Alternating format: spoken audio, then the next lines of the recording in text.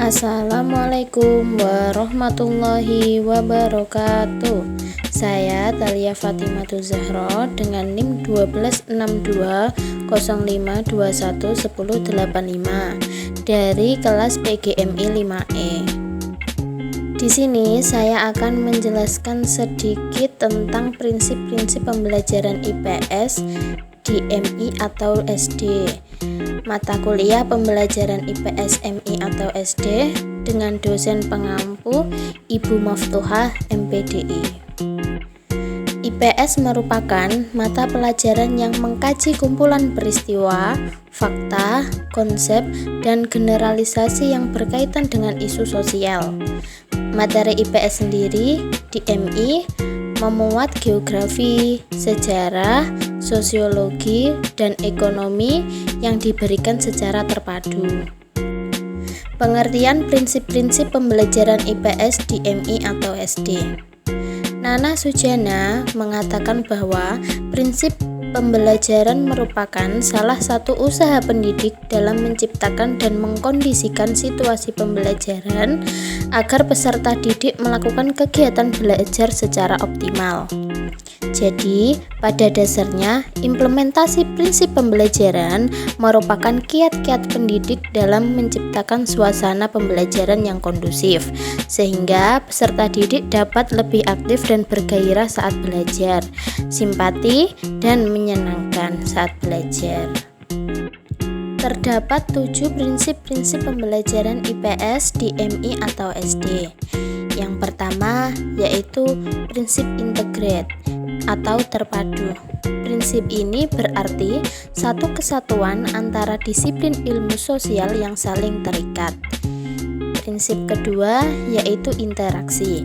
Interaksi berarti hubungan timbal balik antara individu dengan individu, individu dengan kelompok maupun kelompok dengan kelompok. Prinsip ketiga yaitu prinsip kesinambungan dan perubahan. Prinsip ini berarti pembelajaran IPS juga harus bersinambung dengan pada dasarnya materi dan pemahaman peserta didik harus sambung menyambung, sehingga peserta didik lebih mudah dan cepat memahami materi yang disampaikan. Prinsip yang keempat yaitu prinsip kooperatif.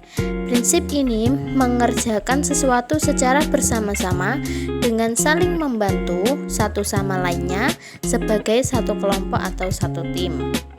Prinsip kelima yaitu kontekstual.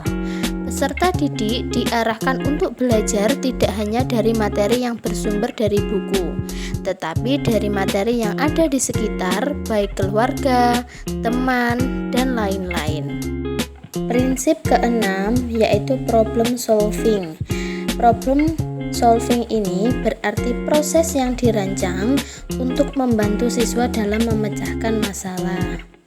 Untuk prinsip yang ketujuh yaitu inquire. Inquire berarti pembelajaran yang menuntut peserta didik untuk mencari dan menemukan sendiri sesuatu yang baru sebagai hasil belajar. Selanjutnya yaitu fungsi dari prinsip pembelajaran IPS di MI atau SD. Yang pertama, agar peserta didik dapat mensistematisasikan bahan, informasi, dan atau kemampuan yang telah dimiliki tentang manusia dan lingkungan menjadi lebih bermakna. Fungsi yang kedua yaitu agar peserta didik dapat lebih peka dan tanggap terhadap berbagai masalah sosial secara rasional dan bertanggung jawab.